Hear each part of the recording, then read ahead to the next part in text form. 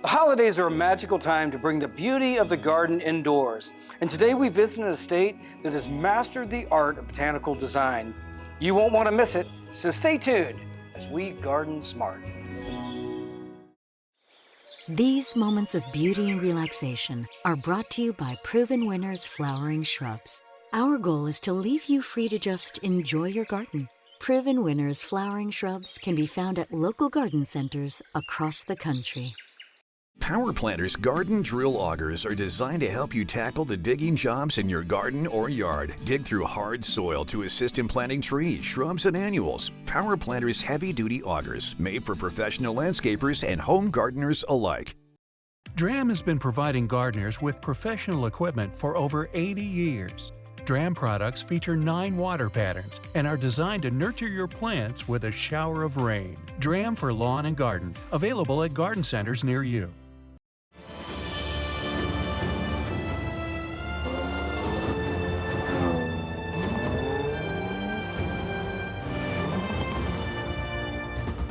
The Jaguar F-Pace.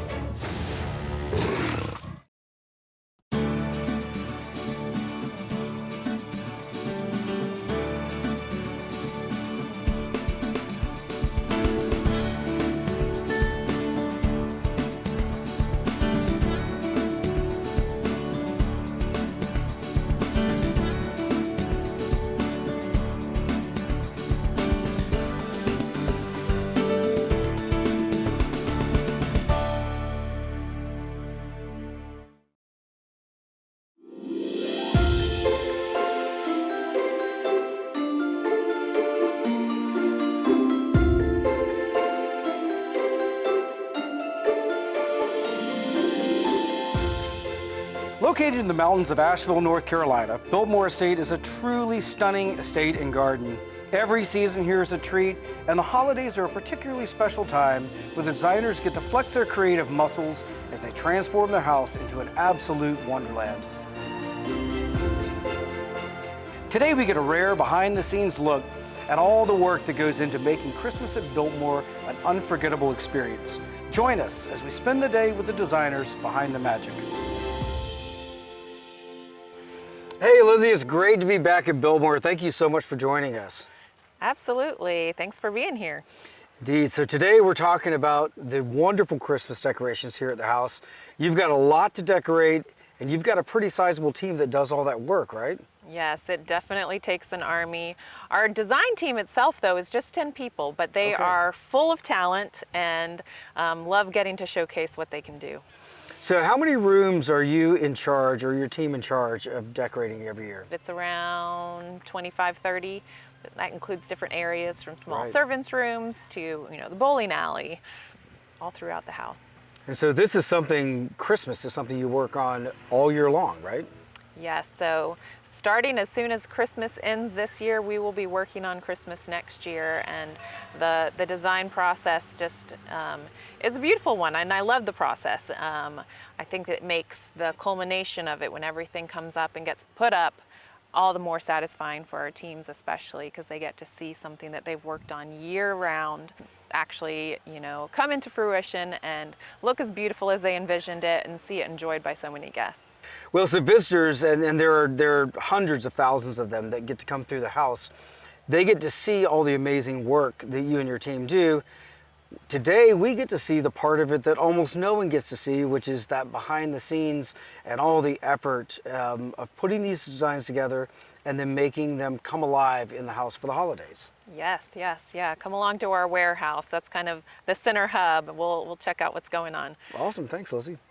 Lizzie, I've designed gardens for many, many years, and that makes a lot of sense to me. But when I see something done on the scale that Biltmore is, that seems like a monumental task. It's really, really fascinating how the designers can go into a room and just do something at that scale that's almost symphonic. Everything feels like it belongs, and it's just stunningly beautiful. And I'm most interested in the way that you and your team think through the process of making that happen. How do they come up with their ideas, the color schemes, the textures? How does that all come together? Well, that's a really good comparison to a garden design. We start with the room itself and kind of look at it sort of, almost map it out, figuring out within the room locations and what we want where.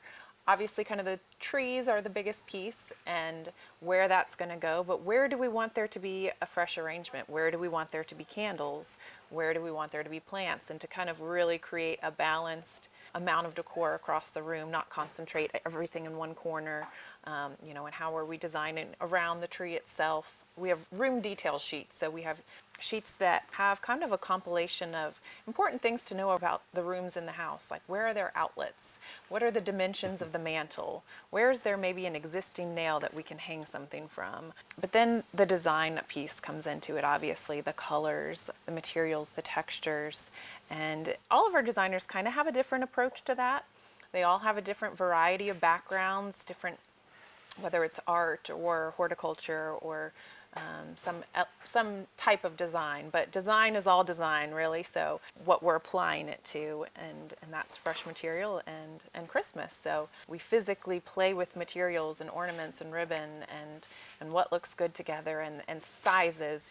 We want not everything to all be one size, and different shapes, and then, of course, that storytelling element, which is overarching over everything. It's a process, but I like the comparison to a garden design. I know you've got, as you mentioned earlier, a 10-person team, and one thing that's really just delightful to see in here is the camaraderie and the way that people are sharing ideas and working together on things. And as you mentioned, everyone's got their strengths and their weaknesses, and I'm sure that having such a competent team with a broad array of talents is one of the things that makes all of these designs so incredible.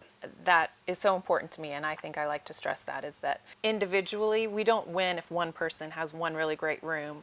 We win when the whole house is done and beautiful, and that takes all of us. No one can do it on their own. It takes everybody. It takes that army. So one question for you too, Lizzie, is there so many live plants involved in the process? I know that not all the trees are real, but there's so many flowers and live plant material. From a maintenance standpoint, how do you manage all that? I'm sure you're in the house every day refreshing things. How does that work? That's definitely a thing. Once Christmas is up and the season here has officially started, our work is not over. It really does continue on, and that is to make sure every single day the house looks its best for every single guest that comes through the house. All of the poinsettias will be switched out mid-season, plants get switched out mid-season, but every single day we're putting eyes on them. If there's one bad petal that needs to be pulled out, we're doing that. Straightening ornaments, we're making sure lights are all on as they should be, and making sure everything looks great. If there's lots of little details that we don't necessarily have to look at the rest of the year that we are looking at during this season.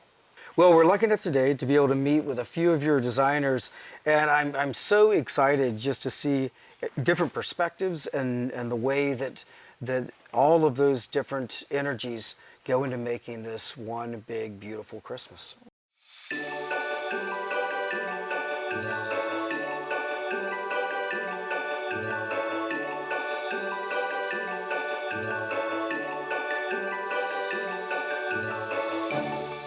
Jocelyn, one of the many things that I love about the floral arrangements in the Biltmore house is the fact that much of what is used there are items that are foraged from the estate, and I think it's a wonderful way of integrating the garden into the home. And so you're bringing in the nature that's part of its surroundings, and I think that that's really, really special. I want you to talk about what you're looking for when you're out foraging and how you incorporate those materials into your floral design. Yes, so we like to use a mixture of textures for our arrangements. We want to have a kind of smaller leaf like this with maybe a variety of different colors. Sometimes we like to have a larger medium-sized piece to kind of be our filler. And then we like to have our extra piece. I oftentimes like to use pine because it's a wonderful extra kind of sassy moment that you can add to really make viewers go, wow, that's a really unique piece, rather than being all kind of compact. You kind of let it go free and airy, and that's something we like to do in the house to make it look as natural as possible. Yeah, this is something that homeowners could easily implement on their own. This is white pine, I'm assuming, in the middle? Yes. We've got American holly and Abelia grandiflora. These are not rare and uncommon plants. And so it really is something that someone could find in their own landscape or in their neighborhood. Let's talk about some of the items that you like to work with that you think are particularly well suited for that kind of foraging and then bringing them into an arrangement. Absolutely. So I like to add a little bit of magnolia to my arrangements. That's something I like to put kind of front and center. It's a big, massive piece that says, hello, welcome. And then I like to add a little bit of either pine or usually abelia, because I like the little flowers on abelia, especially in wintertime when they turn to that kind of tan color. So there's a lot of options of different pieces that are close by, either in your garden at home or in the woods nearby, that you can easily take a stroll, take your clippers, cut some, and then add them to an arrangement on your table. So is there any special preparation that you do with the different twigs or branches or whatever that you harvest? What do you do in getting them ready to be arranged? Yes, so we like to usually keep the stems longer. That way we have more options if we'd like to play around with making a nice tall piece, a nice shorter piece. That allows us to give more of an option for our arrangement. So we'll cut them nice and long. We'll take off any lower down pieces like this, and you can easily just snap those off, or you can use your cutters to cut them off. That way you're not letting any of your stems, any of the greenery go into the water. This keeps your arrangement fresher longer and keeps it from having that kind of smell from those musty leaves. So it's a nice way to prep, keep things easy, and it's not hard to do. So it makes your arrangement last a little bit longer and look beautiful. Jocelyn, I'm a novice when it comes to floral arrangement. What tips and advice could you give me from a standpoint of composing all of this? So I've done my foraging, Yes. It's now all out on the table, it's prepped. How do I think about putting it into a beautiful arrangement? Absolutely. So I'll like to place my different pieces in piles. So I'll put my pine in one pile, I'll put my holly in another, so I can kind of get the lay of the land, see all that I have to work with. I'll prep it, and then I start with my base. I like to create a nice strong base lower in, so that once I put the other taller pieces, it has something to hold them together. I also like to put a little bit of chicken wire down in the base. That kind of keeps it secure, and you can even cut a grid of tape across. Okay. So those are options that can keep it nice and secure. And then I move my way out, adding in some longer pieces that drape down in the front to give a little bit of a spiller moment, as they call it. And then this is your friller, where you start to add that larger piece once you have your base to really go above and beyond, making it a truly unique piece for your table. So how long do these type of arrangements typically last?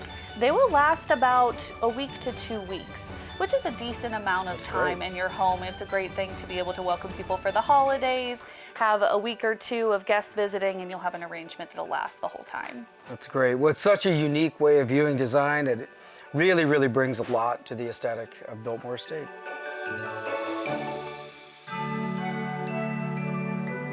Don, every year each one of the designers is assigned different rooms inside of Biltmore Estate that they really pour so much of their time and attention and creativity into.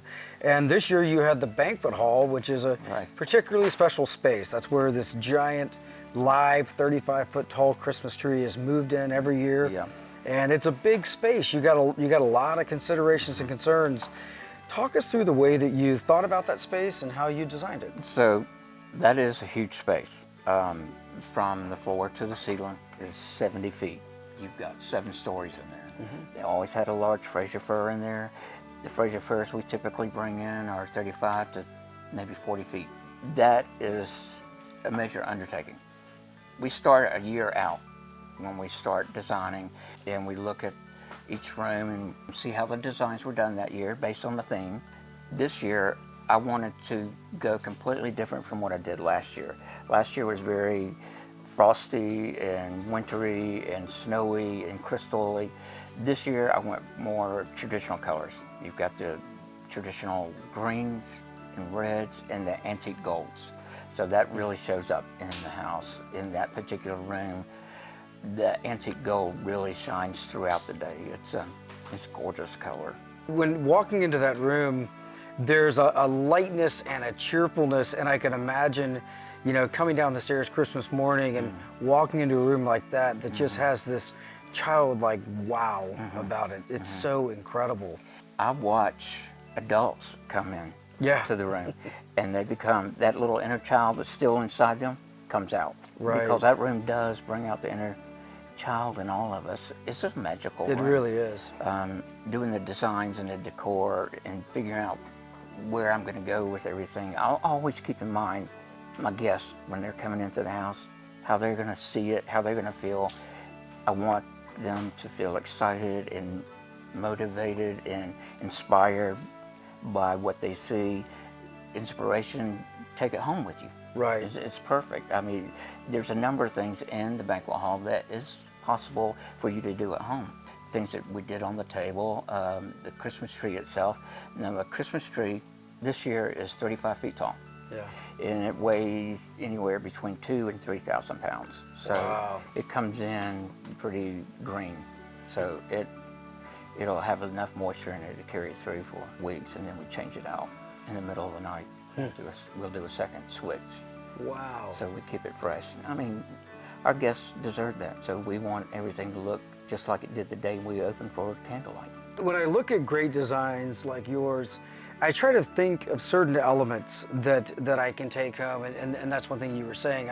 I noticed on the table the tracery that you designed, and it's beautiful, but yet it's not super complicated. It is something that any one of our viewers could do for a special occasion. Definitely. Like Christmas dinner. Definitely. And the tracery kind of harkens back to when the house was first built during the Gilded Age in the Victorian times. This was something that the Victorians believed in, putting greenery on their table, whether it was in a container like this or even down on the surface. And tracery is one of the things that they use quite a bit of. And you can do that. Anyone can do that at home. Talk us through kind of the way that we would compose it. You're just kind of overlapping the branches and... Let's say you're doing cuttings from a Christmas tree. Just cut them in smaller pieces, overlap them, keep overlapping. And you can, if you've got a center point, you can even do a center point. You can start going in one direction, overlapping that way, and then turn and go the opposite direction, overlapping that way. You have most of your end points covered up. So that's really important to keep the ends covered, so it's just all overlapping, it looks continuous, and it makes a beautiful statement when it's completed. It really does. It's simple, yet it's super elegant and done. True. This holiday season, I see a tracery in my future.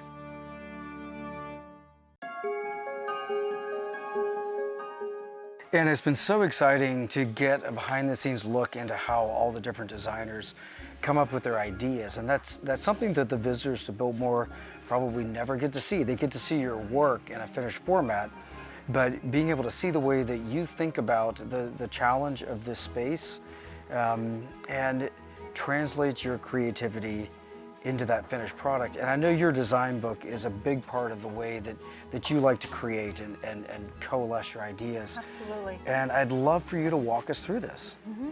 Sure. This is my workbook, and it is a year of worth. So for each room I have a section. For me, I start with a ribbon. The ribbon Wow. is my inspiration for the direction I'm going to take the room. I explore the colors, I explore the artwork, the pottery. Something in there will inspire me, and then I go from there. This one is for the grand staircase tree, and my theme is called Travel in Time. The holly garland, the jewel garland, the drop ornaments. So these are the ribbons that are on the tree, and then we go to market. These are working timepieces, and on the tree there's Father Time ornaments, all these different clock ornaments, a cuckoo clock ornament.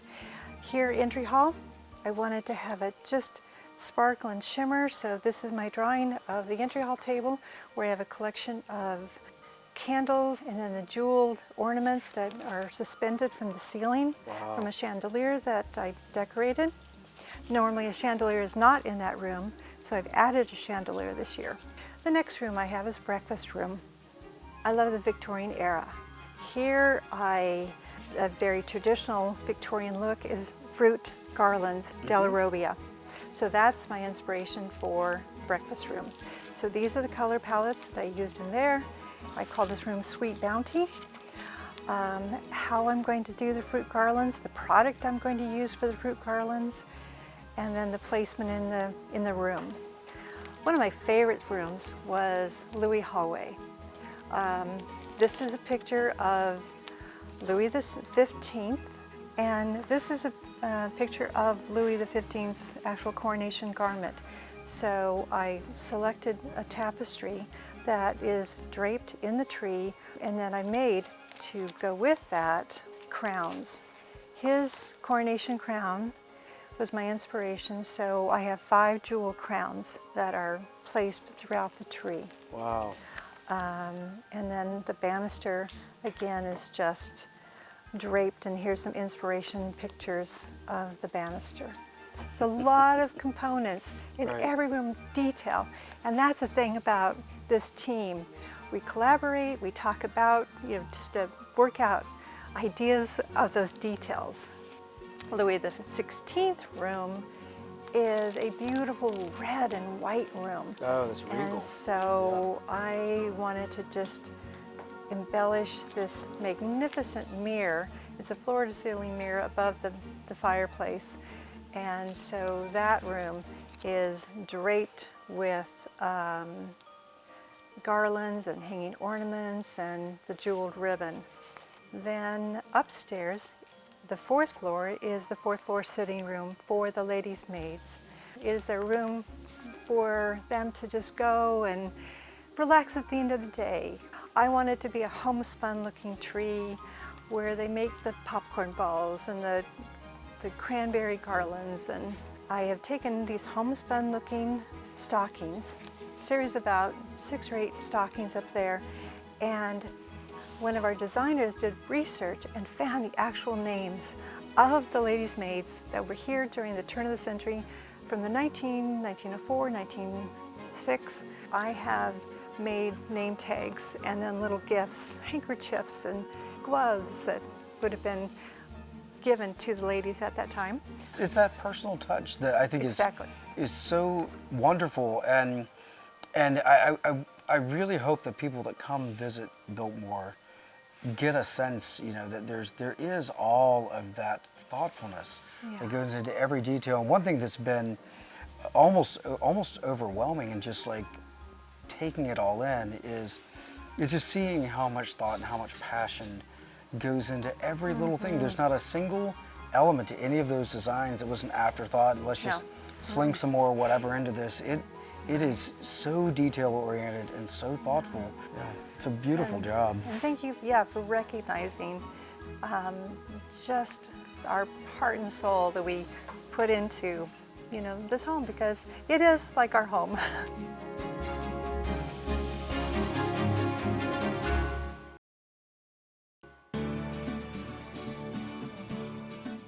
Each week we travel the country, north to south, east to west, visiting some of the most exciting gardens, as well as talking to industry horticulturalists about design principles, new plants, and also how you can be most successful with your home gardens. We also love answering your gardening questions, so visit us on the web at GardenSMART.com.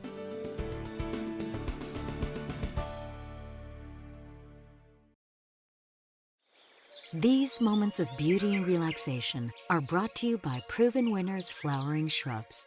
Our goal is to leave you free to just enjoy your garden. Proven Winners Flowering Shrubs can be found at local garden centers across the country. Power Planters garden drill augers are designed to help you tackle the digging jobs in your garden or yard. Dig through hard soil to assist in planting trees, shrubs, and annuals. Power Planters heavy-duty augers, made for professional landscapers and home gardeners alike. DRAM has been providing gardeners with professional equipment for over 80 years. DRAM products feature 9 water patterns and are designed to nurture your plants with a shower of rain. DRAM for lawn and garden, available at garden centers near you.